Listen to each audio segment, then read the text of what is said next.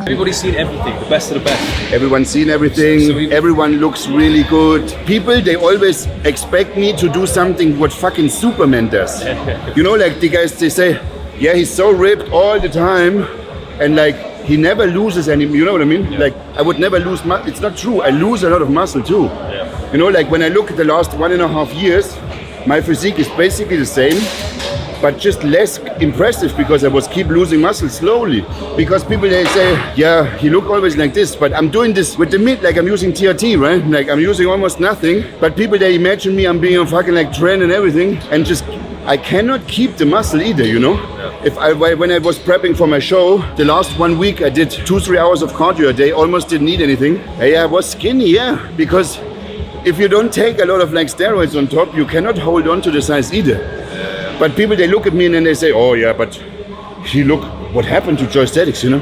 I'm like, yeah, sorry man, I'm also just a human being, I'm not a Superman. That fucks with your head. Like even like a few of the recent videos I put out, like my weekly split, everyone's like, oh, is it me or has Mike lost a lot of size? Or is it me? Oh, Mike must be off the gear, like all this shit. Yeah, bro, this fucks with your head.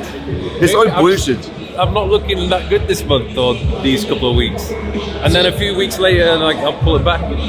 There is a problem, guys. Listen to this. So there's social media is, let's say, somehow toxic for us, right? But it's also toxic for you in some extent because you didn't have the same thing, but even worse. Now you look at these guys and maybe we are much further away from your physique.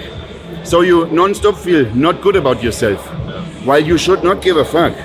You should just trust your process and keep doing consistent hard work, discipline, stay on the grind and make your results possible, man. My worst is when someone's like, oh, how long you been training for? Then I'm like, oh, fuck, 13 years.